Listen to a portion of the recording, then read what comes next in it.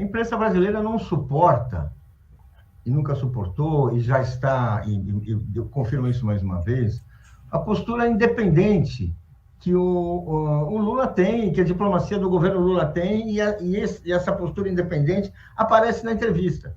A gente pode até dizer, porque essa entrevista ela resume, a própria Time diz que sintetizou algumas coisas para deixar mais claro o pensamento do Lula. A gente pode até dizer que, bem, surpreende o jeito que ele fala do Zelensky, a importância que ele dá à postura do Zelensky. Mas o fato é o seguinte, gente, o Zelensky queria e quer a guerra.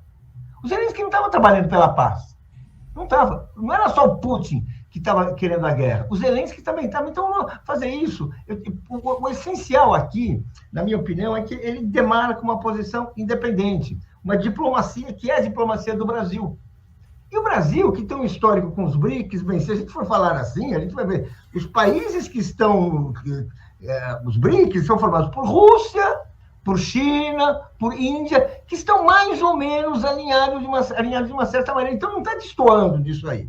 O Brasil tem uma postura independente até porque ele é América do Sul, América Latina, ele tem outra posição na geografia mundial. Mas o que o Lula está falando ali, eu discordo. É claro que, vamos dizer assim, a imprensa, os adversários do Lula, vão fazer campanha por isso, vão tentar exagerar essa coisa. Mas o Lula falou o que, no fundo, é o seguinte, o Zelensky ele teria várias alternativas para não ter uma guerra. Ele não foi atrás de nenhuma. Ele apostou numa coisa que terminou na destruição do seu país. Da mesma forma que o Putin apostou numa operação rápida e a gente está vendo que ela não vai terminar tão rápido. Portanto, ele também errou. Coisa que o Lula disse que os dois erraram. Isso eu acho importante. Do ponto de vista diplomático, o importante é falar os dois erraram. Agora tem uma questão que é o pragmatismo, né? Se essa declaração ajuda, atrapalha, tal, há controvérsias. Há quem diga que foi muito bom ele se expressar com franqueza e há quem diga também não, que olha, talvez não fosse tão bom entrar numa bola dividida, né? A avaliação do Luiz Nassif, que eu achei bem interessante, vou compartilhar aqui com vocês. Ele está dizendo que o Lula não abdicou do bom senso. Então ele faz aqui um resumo que eu vou ler.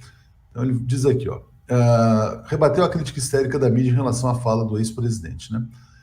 Ele fala, a Rússia invade a Ucrânia, a invasão é utilizada para reforçar o sentimento anti-Rússia no mundo. Estados Unidos, OTAN e europeus, em vez de pressionar a Rússia para um acordo de paz, enviam armamentos para a Ucrânia, sabendo que se tratava de uma guerra perdida. A intenção dupla é infligir o máximo de prejuízos à Rússia e usar a tragédia da guerra como arma de propaganda, à custa da morte de ucranianos. É esse o roteiro seguido por Zelensky, apresentado como heróico comediante por analistas sem noção. Seu grande heroísmo é se apresentar em lives para palcos mundiais enquanto soldados e população civil ucraniana morrem, assim como soldados russos. Mesmo que no final da história haja um acordo de paz que garanta a autonomia da Ucrânia e a independência de dois territórios.